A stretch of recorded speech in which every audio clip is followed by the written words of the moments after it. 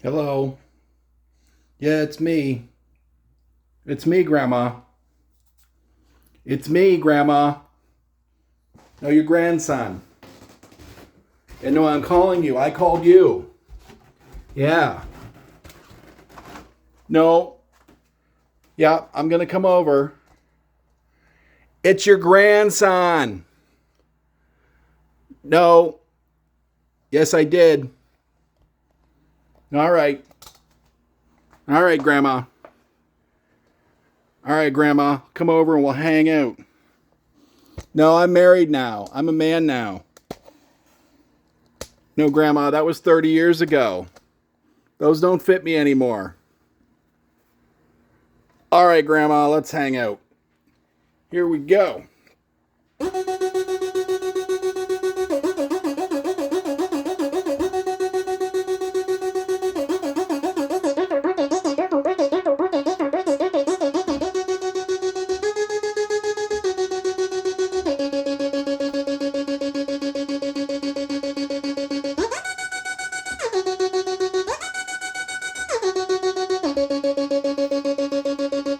I don't spend near enough time with my grandma.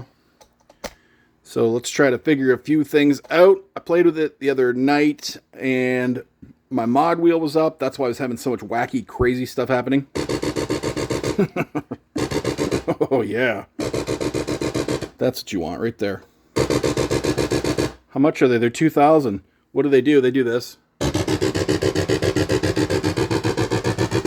Actually, I don't remember what they cost now. I think they're 1,500 Canadian. I don't know if after Moog was bought, if the price has changed. Well, what are we going to do here? I think we're just going to, try to get better. So, I'm going to just turn the glide down a little bit. I'm going to just try to get a normal, simple synth sound. So, I'm going to leave one oscillator going. And I'll just kind of center everything else out, which I think is kind of a normal thing to do. I'm just trying to get back to a bass line. I think the manual does mention a bass line that you can get back to. I'll leave it on 4 feet. What else are we going to do here? None of this utility stuff is patched like internally.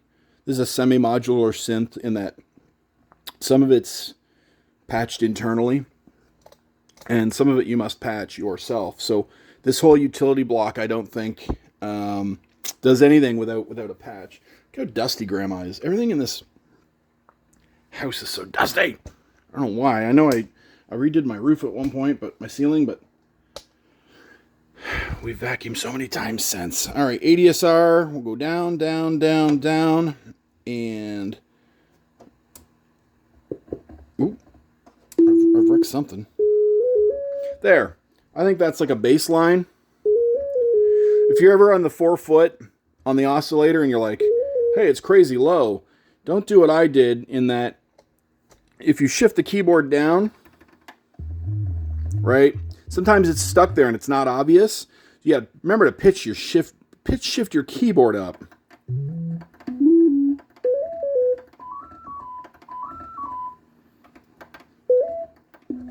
So that's just shift and then one way or the other. I don't know why they're remaining lit right now.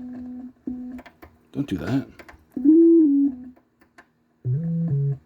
Why is that remaining lit? I'm in some crazy mode now. Why are you lit? There we go. Shift up. There we go. Give me a second oscillator. Sync them up. Ooh, they're so in sync I can't even hear the difference.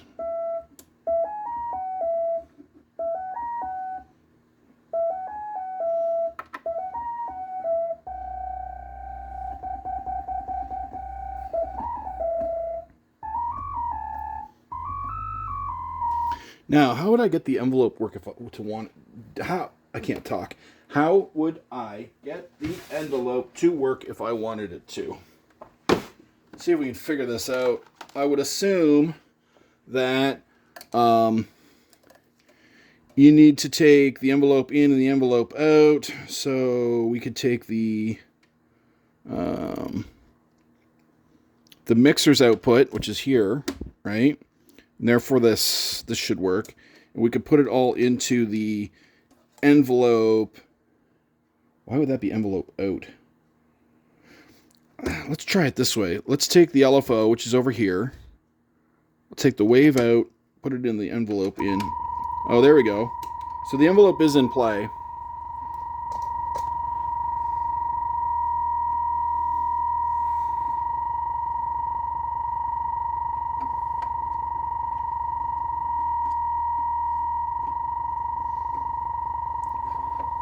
But I mean, that's all based on this LFO over here.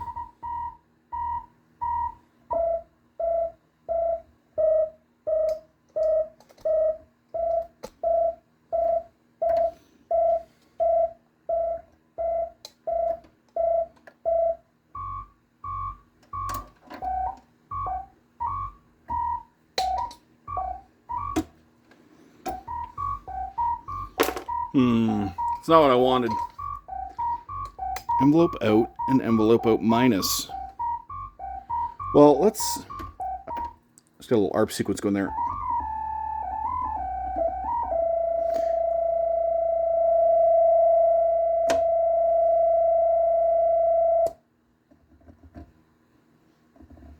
Now what have I done? Oh, so this is pre-wired. Definitely this is pre-wired.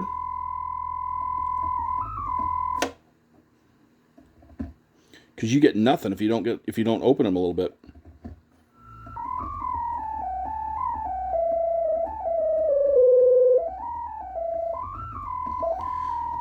I think the thing about the Moog Grandmother is even when it sounds bad, it sounds good. It just always sounds cool. It's always gonna have that sci-fi synth sound to it. Oh, excuse me. Oh, this dust is getting to me.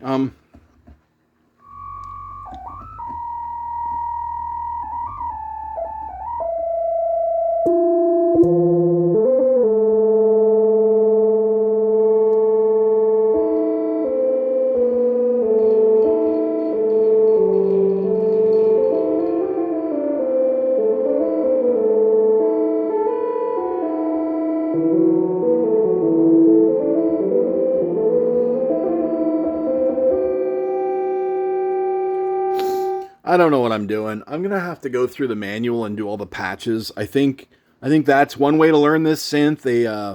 It comes with a nice Moog manual, printed manual. It's very cool and printed well, high quality print. And I think if I would just go through the patches again, it's been a long while, I could learn what I'm doing. But at least for now, I know how to get back to a bass line. You just turn oscillator 1 on. Oh, sure, no, I can't. Octave. That's the most frustrating. Oh, no volume, dummy.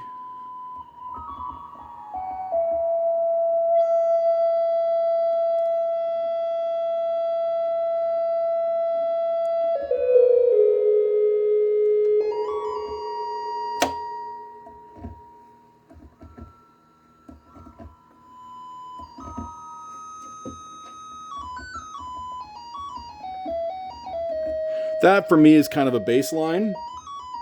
I don't know why it's continuously droning.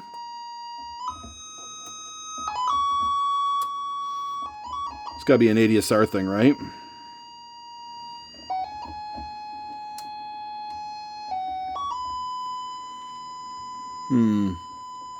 I don't know what I'm doing.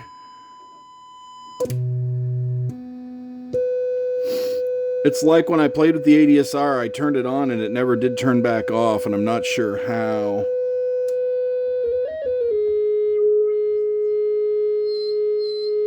It's just the filter.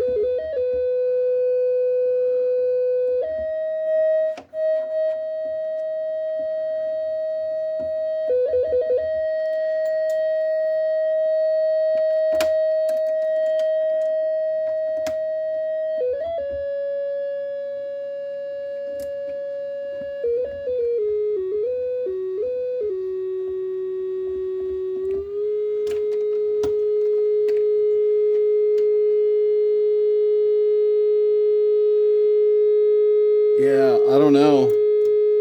I've done something weird.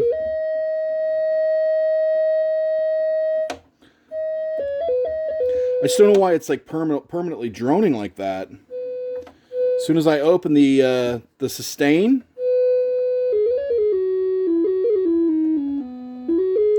I don't think it should do that. I think it should play when I tell it to play, right?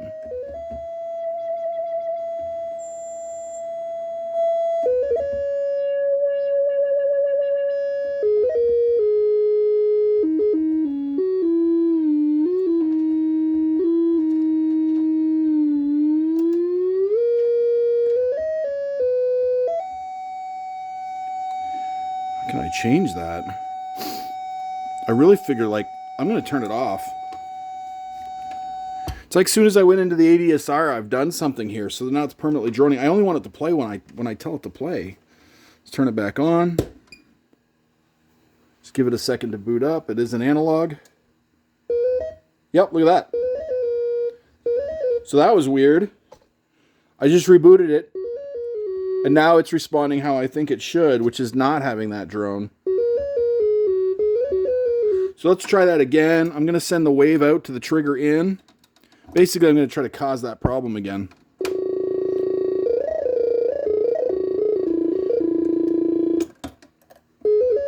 No. I don't know how the heck I did that.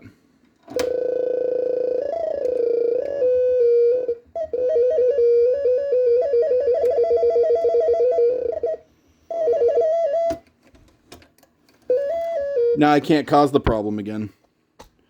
Well, this has been 11 minutes of nonsense. But kind of a look at what it's like to own one of these when you don't know what you're doing. I really am going to have to go through the manual. Maybe I'll make that my next video. I'll show you one cool thing if you don't know how to do it. You can put the ARP on. And what the ARP does is it arpeggio, so it goes through the chords. So if you've got a chord like this, then it'll arpeggiate it and go. And you can do it backwards too. You can go. So I'll show you how to do that. So if it's on ARP mode here, I'll tell it that I want it to play. And so check this out. And it's in the order that I held down. So, and you can set the rate here.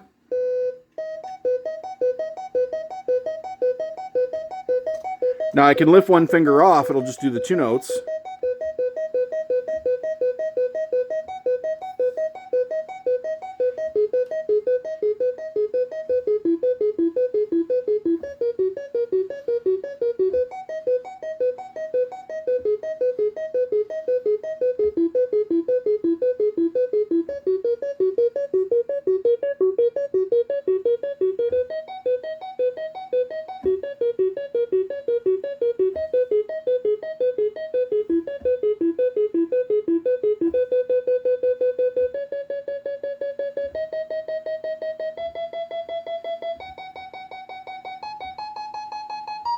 So whichever order you hold, like if I hold the middle one and then this one and then this one, you get this.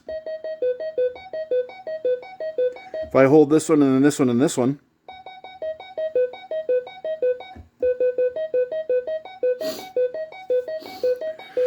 Whew, I'm glad I got that little problem figured out. So weird though, right?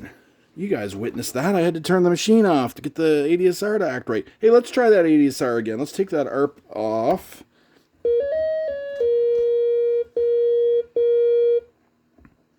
Okay, it is working. Okay, so the ADSR, the attack, delay, release, and sustain, it is wired in. How do I know? Because with the attack kind of off, it attacks as fast as I hit it. Okay, when you crank it, nothing. It's slow to attack, right? So now I'm going to do the opposite. I'm going to do a fast attack. I want a quick decay.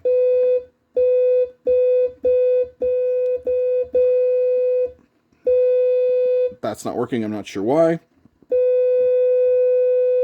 Whew, that's a long release.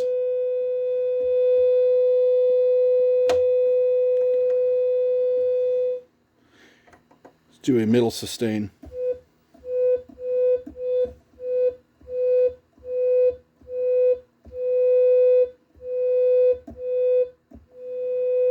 I don't know why I can't get the decay to work.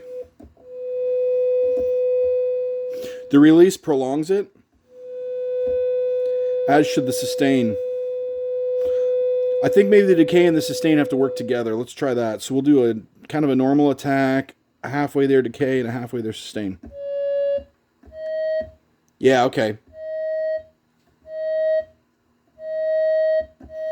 See, it doesn't decay. Oops.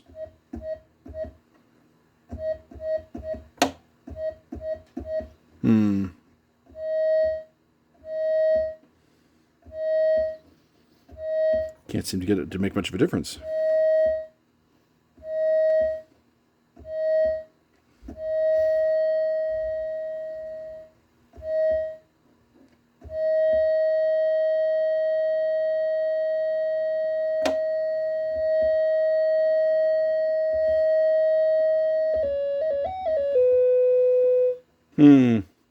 I don't know what I'm doing.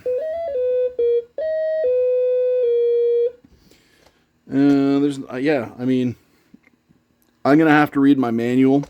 Anyway, maybe this gives you a little look as to what it's like to have one, especially if you don't know what you're doing. If you like gear, this has been Quest for Gear. Please like and subscribe if you feel like it. Thanks for hanging out with me and my grandma.